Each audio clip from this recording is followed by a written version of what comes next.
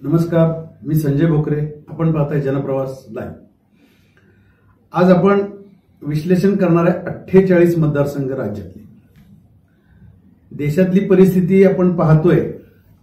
Narendra Modi target पूर्ण करणार का? आता 400चा नारा तर गेलाय, परंतु आज महाराष्ट्र म्हणजे अशी अवस्था आहे की उत्तर प्रदेश नंतर मोठं राज्य म्हणजे जिथं 48 मतदारसंघ आहेत आणि तिथं लक्ष सगळ्यांचंच लागून आहे. म्हणजे दक्षिण भारत असेल आणि उत्तर भारत याच्यामध्ये जे काही आपण कर्नाटक, महाराष्ट्र, बाकी बिहार, पश्चिम बंगाल वगैरे हे सगळं बघतो, पण महाराष्ट्र हे महत्वाचं आहे. कारण गत वेळेला 2019ला 41 भारतीय जनता पक्षाचं एनडीएचे 41 इथनं होते सगळे.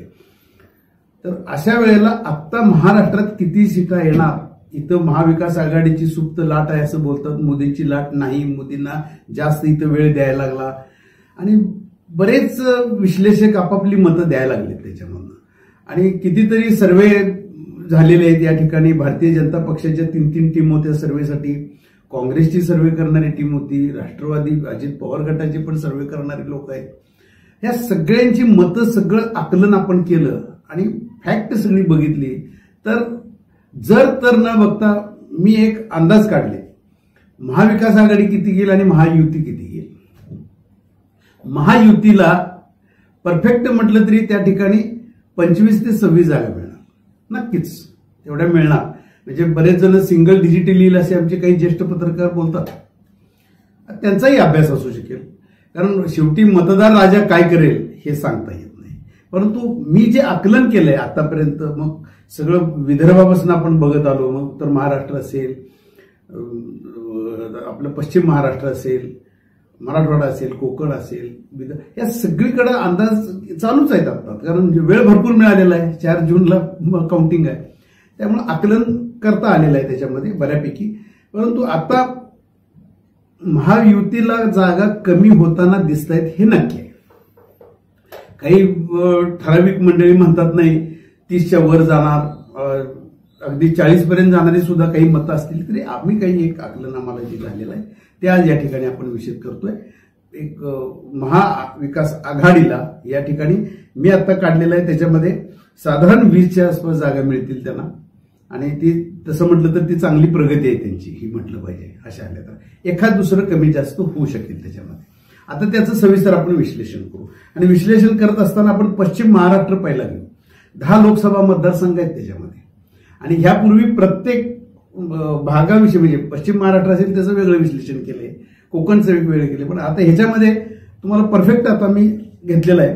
पुण्यामध्ये मुरली मोहोळ हे घासून तर का विना महायुतीची सीट लागेल हे विश्लेषण आपण केलेलं आहे. त्याच्या आधी कसं दंगेकर त्यांना फाईट देतात, शेवटच्या काळापर्यंत त्यांनी शेवट अगदी मतमोजणी होस तोपर्यंत सुद्धा दंगेकरांनी चांगली फाईट दिली त्याच्यामध्ये. कारण ते 3 उमेदवार आहेत त्याच्यात. वसंत मोरे सुद्धा आहेत, वंचितचे उमेदवार आहेत. तिथे कुणाची मतं खातात त्याच्यावर, पण वंचितचं काही फार जास्त तिथं प्रभाव पडलाय असं दिसत नसल्यामुळं मुरली मोहोळ हे घासून तर का विना त्या ठिकाणी येतील असा आमचा अंदाज आहे.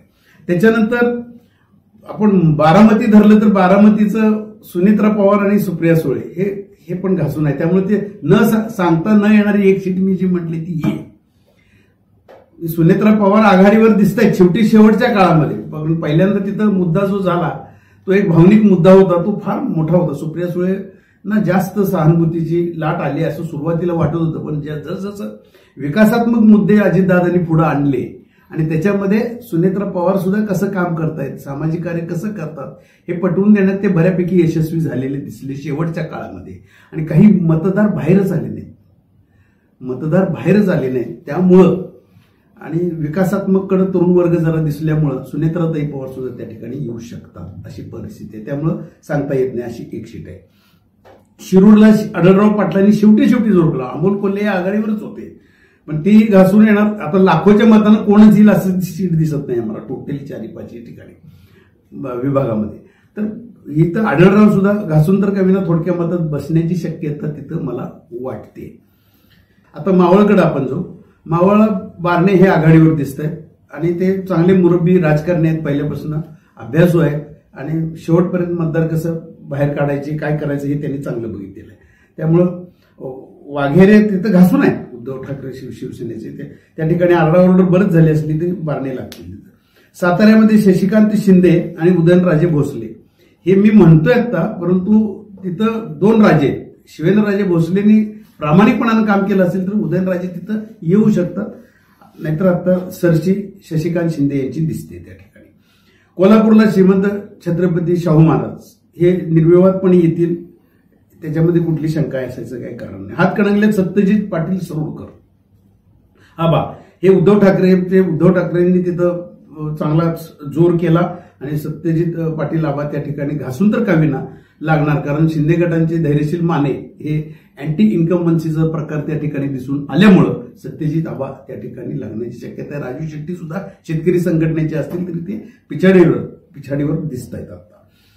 त्याच्यानंतर विशाल पाटील अपक्ष सांगलीमध्ये जे बंडखोरी केली तिने महाविकास आघाडीचे काँग्रेसचेच आहेत आणि त्या ठिकाणी महाविकास आघाडीनं अचानक उद्धव ठाकरेंची सीट चंद्रहार पाटील जाहीर केल्यामुळं तो बराच गदारोळ महाराष्ट्रात आपल्याला सगळ्यांना ऐकायला मिळाला, पण त्यांनी चांगलं काम केलं आणि तेच आघाडीवर दिसत. आता अँटी इन्कम्बन्सी ही संजय काकांच्या बाबतीत इथंही दिसून आली, त्यामुळं घासून तर का विना विशाल पाटील त्या ठिकाणी लागतील. प्रणिती शिंदे सोलापूरला हे सातपुतेंनी फाईट चांगलीच दिलेली आहे त्या ठिकाणी आणि प्रणिती शिंदे वंचितनं अचानकच अर्ज काढून घेतला त्यांच्या उमेदवारानं, नंतर अपक्षाला पाठिंबा प्रकाश आंबेडकर साहेबांनी दिला वगैरे सगळं ठीक आहे, परंतु प्रणिती शिंदे ते आघाडीवर दिसतात. धैर्यशील मोहिते पाटील हे तिथलं राजकारण खूपच गाजलं आणि त्या ठिकाणी रणजितसिंह मोहिते जे आहे रणजितसिंह जे आहेत निंबाळकर त्यांना जरा कठीण वाटते त्या ठिकाणी आणि धैर्यशील मोहिते पाटील त्या ठिकाणी येतील. उत्तर महाराष्ट्राकडे आपण आता जाऊ. उत्तर महाराष्ट्रामध्ये महायुतीला 7 येतील तर महाविकास आघाडीला 1 असं धरलंय आणि मग त्याच्यामध्ये आपण असं धरू सुजय विखे पाटलांच्या पासून अहमदनगरला सुजय विखे पाटलांनी शेवटी जोर केला, नाहीतर ते तसे पिछाडीवर होते सुजय विखे पाटील आणि निलेश लंके हे त्यांच्यासाठी शरद पवारनं पूर्ण ताकद लावलेली होती, तरी सुद्धा नंतरच्या काळात सुखेंनी चांगलं काम केलेलं दिसतंय त्यामुळे ते आघाडीवर दिसतंय. सदाशिव लोखंडे हे शिर्डीमध्ये येण्याची शक्यता आता तर दिसते. वाघचौरेंनी फाईट दिली आहे, वाघचौरे येतील असं मी मागच्या माझ्या क्लिपमध्ये बोललो होतो, त्यावेळेला वाटलं, पण तिथं जी रूपवती आहे उत्कर्ष रूपवते वंचितची ती मतं किती खाती त्याच्यावर या ठिकाणी अवलंबून लागले तर वाघचौरे सुद्धा येऊ शकतात. नंदुरबारमध्ये हिना गावित ह्या भाजपच्या पाडवीना पाडून विजयी होतील अशी शक्यता आहे. धुळेला सुभाष भामरे हे तिथं आघाडीवर आहे, तर शोभा बच्छावने प्रयत्न केलेत काँग्रेसचे, तिथं काँग्रेसचे नेते मंडळींनी फिरलेत पण तिथं भामरे येतील. स्मिता वाघ जळगावला निवडून येण्याची शक्यता, याची कारण काय आहे, स्मिता वाघ आणि रावेरला रक्षा खडसे दोन्हीही निवडून येणार भाजपच्या. ऐन वेळेला खडसे साहेबांची जी भूमिका ते भाजपवासी झाल्यासारखं झालं, तावडेंनी त्यांना दिल्लीत घेऊन गेले आणि नाही म्हटलं तरी यांची एकनाथ खडसेंची ताकद असल्यामुळे ह्या दोन्ही सीटा भारतीय जनता पक्षाच्या लागणार. दिंडोरीला भारती पवार या विजयी होण्याची शक्यता आहे. शरद पवार गटाचे भास्करराव बगरेंनी खूप ताकद लावलेली आहे तिथे, परंतु भारती पवार या तिथं निवडून येतील. नाशिकला राजाभाऊ वाजे तिथं हेमंत गोडसे अँटी इन्कम्बन्सीचा प्रकार तिथं दिसतोय आणि तिथं वाजेंना उद्धव ठाकरेंनी इथं सीट मिळण्याची शक्यता आहे. मराठवाड्याकडे आपण आता जाऊया. 8 लोकसभा मतदारसंघ आहेत मराठवाड्याकडे, तर मराठवाड्यामध्ये महायुतीला 3 आहे तर महाविकास आघाडीला 5 इथं आमचा अंदाज आहे, आमचा अभ्यास आहे, जनप्रवास लाईव्हने केलेला सर्वे आहे. बीडमध्ये बजरंग सोनवणेंना आघाडीत आता दिसते. बीडमध्ये पंकजा मुंडेंना तिथं सगळी जातीय समीकरणं खूप झाली आणि जरंगे पाटील फॅक्टर तिथं फार आहे आणि मराठा समाज पण भरपूर असल्यामुळं 6 लाखाच्या आसपास मतदार असल्यामुळं त्या ठिकाणी मुंडेताईंना दणका बसण्याची शक्यता आम्ही आधीच वर्तवलेली आहे. बजरंग सोनवणेंना चांगलं आहे. उस्मानाबाद म्हणजे धाराशिव त्या ठिकाणी ओमराजे निंबाळकरांचं परंपरागत तिकडचं आपण बघत आलोय पद्मसिंह पाटलांच्या बसणं, तर त्या ठिकाणी आता तरुण वर्ग सगळा हा ओमराजे आणि उद्धव ठाकरेंनी प्रतिष्ठेची शीट केलेली असल्यामुळं आणि उद्धव ठाकरेंची सभा सुद्धा तिथल्या असल्यामुळं त्या ठिकाणी अजित पवार गटाच्या अर्चना पाटील थोडं पिछाडीवर दिसत आहेत. घासून असली तरी मला वाटत नाही त्या ठिकाणी काय होईल. लातूरला सुधाकर श्रृंगारे हे भारतीय जनता पक्षाचे विजयी होतील. काळगे काँग्रेसचे असले तरी ते काही फार ताकदीचे नाहीये. हिंगोलीला नागेश पाटील आष्टीकर शिवसेना ठाकरे गटाचे हे तिथं विजयी होण्याची शक्यता आहे. बाबूराव कदम आहे तिथं शिंदे शिवसेना विरुद्ध शिवसेना असा तो वाद गाजला त्या ठिकाणी, तरी नागेश पाटील तिथं आघाडीवर आहे. प्रतापराव चिखलीकर, आपण नांदेडला गेल्यानंतर काँग्रेसनं जे अशोकराव चव्हाणांनी जी भूमिका घेतली ती पटलेली नाही आहे लोकांना. ते अचानक भाजपवासी झाले, त्यामुळं वसंतराव चव्हाण सुद्धा त्या ठिकाणी चांगली मतं घेण्याची शक्यता अशोकराव चव्हाणांच्यामुळं झाल्यामुळं ती पण घासून व्हायला लागलेली आहे. प्रतापराव चिखलीकर आता येतील असा तिथला सर्वे जरी असला तरी न सांगता येण्यासारखं आहे तिथं. परभणीला संजय जाधव आहे. संजय जाधव हे शिवसेना ठाकरे गटाचे आहेत आणि महादेव जानकर अचानक बाहेरना उमेदवार आणला वगैरे वगैरे ते सगळं झालं, परंतु त्या ठिकाणी संजय जाधव शिवसेना ठाकरे गटाचे विजय होतील. रावसाहेब दानवेंना तिथं परत हे जरांगे फॅक्टर तिथं आला. जरांगे दानवेंना तिथं मराठा मतदान किती होणार, पण ते तरी सुद्धा घासून तर कवीना ते येतील असं म्हणतात. कल्याणराव काळेंनी चांगलीच फाईट दिली. मागच्या वेळेलाही त्यांनी तेच होते त्यांच्याबरोबर 2019ला. काळे आणि त्यांच्यातही घासून असले तरी दानवे तिथे येतील काही मतांना. चंद्रकांत खैरे हे उद्धव ठाकरे गटाचे, हे नक्कीच औरंगाबादला ते निवडून येतील.